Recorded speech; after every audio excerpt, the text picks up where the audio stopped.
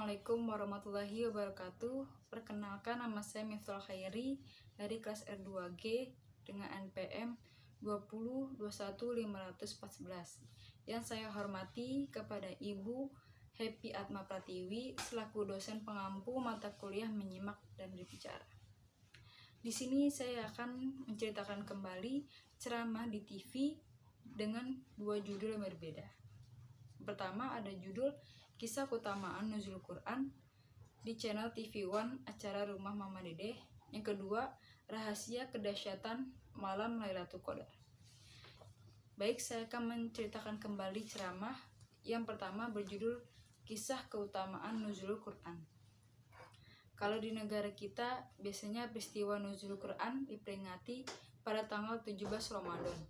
Allah Subhanahu wa taala berfirman, Inna anzalnahu fi lailatul qadar.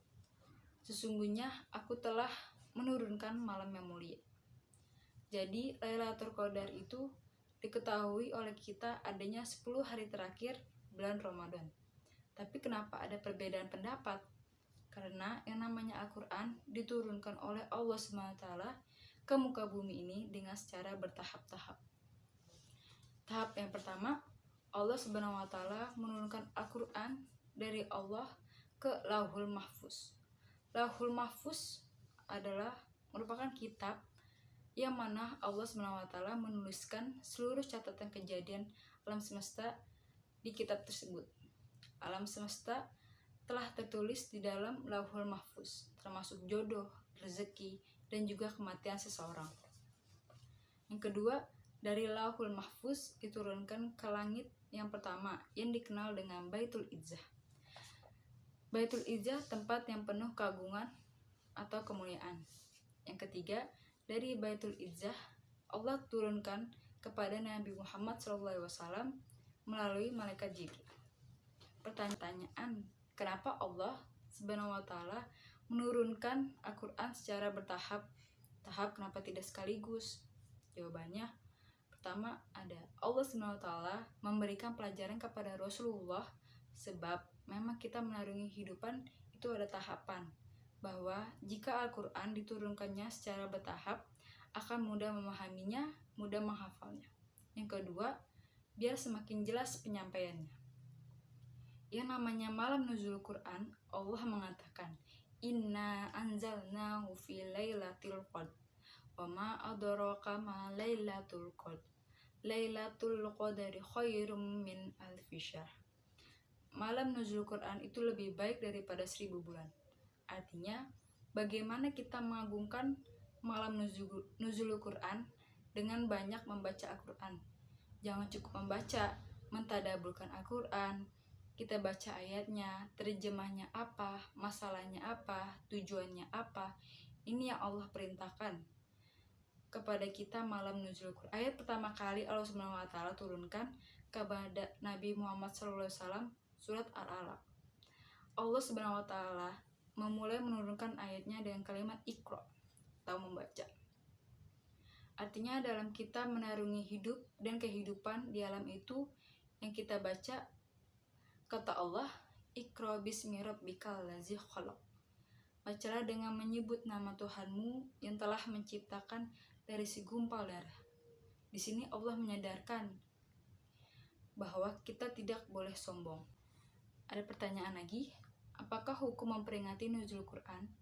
Hukum memperingati nuzul Quran memang tidak wajib, tetapi sebagai muslim seharusnya kita tahu kapan turunnya Al-Quran, karena Al-Quran, kitab suci Al-Quran buat kita. Bahkan hidup kita pedomannya Al-Quran dan sunnah Rasul. Makanya kita harus menghormati kapan turunnya Al-Quran. Jadi dengan cara membaca Al-Quran, mengagungkan Al-Quran, mengikuti isi daripada Al-Quran, karena itu merupakan obat. Pertanyaan selanjutnya, apakah sejarah dari peringatan Indonesia 17 Ramadan? Jawabannya, karena ada ulama yang mengatakan Al-Quran diturunkan pada tanggal 17 Ramadan, dan ada juga ulama mengatakan Al-Quran diturunkan pada tanggal 24 Ramadan. Ada juga ulama yang mengatakan diturunkan di akhir bulan Ramadan, 10 terakhir di bulan Ramadan. Ini perbedaan pendapat ahli tafsir. Jadi kita yakinkan saja, yang jelas Al-Quran diturunkan pada bulan Ramadan. Pertanyaan selanjutnya, yang dimaksud menghidupkan malam Lailatul Qadar atau memuliakan malam Lailatul Qadar itu apakah kita memuliakan hanya malam hari atau sepanjang hari? Jawabannya, mengagungkan itu tidak hanya malam hari, tetapi sepanjang kita menarung hidup dan kehidupan, itulah perintah Rasulnya. Selanjutnya, saya akan menceritakan kembali dengan judul yang kedua, yaitu Rahasia Kedahsyatan Malam Lailatul Qadar. Cara mendapatkan malam Lailatul Qadar yang diceramahkan oleh Ustadz Hilman. Ada 3 peristiwa penting di malam Lailatul Qadar, sehingga Lailatul Qadar menjadi malam yang sangat mulia dan luar biasa. Yang pertama, malam diturunkannya Al-Quran, bahwa Allah SWT itu menurunkan Al-Quran ke langit dunia dalam satu waktu, dan waktu itu disebut dengan malam Lailatul Qadar. Baru diturunkan kepada umat manusia secara berangsur-angsur. Apapun, siapapun yang melekat dengan Al-Quran, maka otomatis akan menjadi mulia. Bulan yang ketika itu menjadi bulan pertama diturunkannya Al-Quran, maka menjadi bulan yang mulia, bulan Ramadan. Malam yang ketika itu diturunkannya Al-Quran, maka menjadi malam yang mulia, Lailatul Qadar. Kota yang tepat itu diturunkannya Al-Quran pertama kali, maka menjadi kota yang paling mulia, Mekah dan Madinah. Yang kedua, di malam itu diturunkannya malaikat ke bumi. Untuk apa? Menebar salam, menebar ketenangan, menebar kedamaian. Bahkan kemudian mereka mengaminkan setiap doa setiap hamba di malam Qadar. 3. Dibentukannya ketentuan bagi kita setahun ke depan, termasuk rezeki, ajal kita, kebaikan kita, dan semua yang kita dapatkan di setahun itu. Maka jangan sampai lewatkan malam Lailatul Qadar. Nama selanjutnya yaitu Ustadz Nur Maulana. Mengapa bisa disebut malam terbaik dari 1000 bulan? Ternyata 1000 bulan ini disebutkan memang di ayat Al-Qadar. Dan kenapa harus angka 1000? Angka 1000 itu tak terhingga. Karena dalam tafsir Al-Misbat disebutkan angka 1000 karena angka yang tertinggi pada saat itu adalah angka 1000. Ternyata angka 1000 ini kita mendapatkan nilai sholat kita bagaikan lebih mulia daripada 1000 bulan. Ceramah yang ketiga, ada Ustadz Hilman. Apakah benar ketika malam Lailatul Qadar para malaikat turun ke bumi? Malam Lailatul Qadar itu salah satunya malaikat turun ke bumi. Mereka akan menyaksikan, melihat, mengawasi. Maka catatan yang paling pentingnya adalah jangan sampai kita melewatkan di antara 10 malam terakhir Ramadan, kecuali dengan mendekatkan diri kepada Allah SWT. Lakukan apa yang Allah cintai, tinggalkan apa yang Allah benci, lakukan apa yang Allah perintahkan, tinggalkan apa yang Allah larangkan. Kenapa? Karena di malam itu kita merasakan bahwa malaikat mengawasi apa yang kita lakukan, sehingga apa yang diantara amalan yang dianjurkan malam itu, Nabi Muhammad SAW menganjurkan kepada kita untuk beriktikaf di masjid, berdiam diri di masjid, menghabiskan waktu di masjid untuk menghadirkan semua amalan terbaik, memperbanyak baca Quran, memperbanyak zikir, memperbanyak sesuatu di dalamnya, termasuk taklim, kajian, apapun itu yang kita lakukan di dalam masjid. Dan selanjutnya ceramah dari Ustadz Syam. Nabi Muhammad SAW mengingatkan untuk bersungguh-sungguh di 10 malam terakhir. Maka orang yang bersungguh-sungguh akan mendapatkan malam Lailatul Qadar. Malam Lailatul Qadar ini adalah sesuatu yang akan kita rasakan kenikmatan ibadah di dalamnya dan dorong untuk berbuat baik. Apakah bisa di malam Lailatul Qadar ini semua dosa-dosa bisa terhapus gitu aja dan doa yang kita panjatkan bisa terkabul? Siapa yang menghidupkan atau mendirikan Lailatul Qadar? Maksud bersemangat di malam Lailatul Qadar, mendirikan sholat di malam Lailatul Qadar, mengisi Lailatul Qadar dengan kebaikan, maka imanah penuh keimanan, keyakinan, percayaan bahwasannya ini malam yang sangat mulia. Allah akan mengampuni dosa-dosa. Allah pasti ajarkan dengan pahala. Allah pasti akan mengabulkan doa.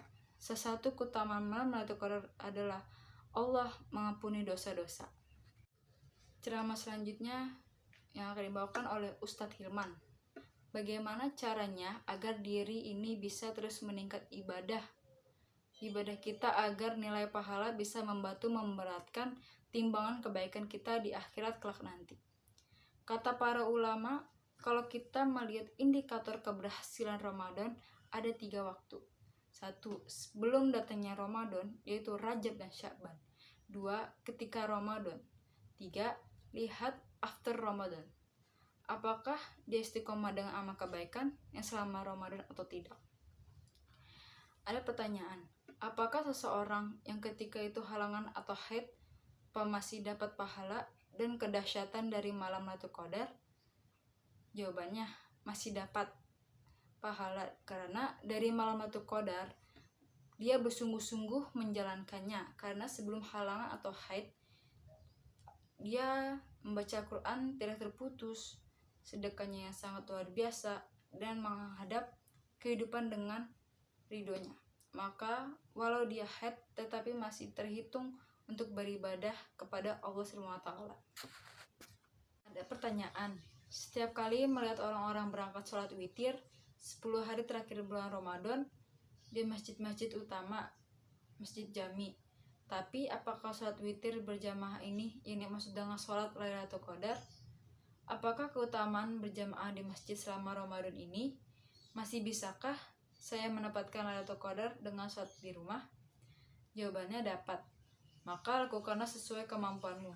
Kalau wanita mau itikaf harus izin suami, harus izin yang berkompeten padanya, saudaranya, orang tuanya.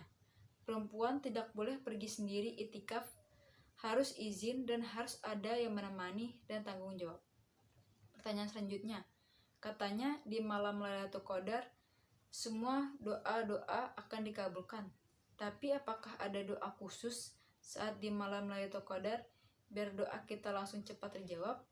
Jawabannya, baca 41 kali surat Al-Qadar akan mendapatkan keutamaan malam Lailatul Qadar. Baik, selesai sudah tugas menceritakan ceramah kembali dengan 2 judul yang berbeda.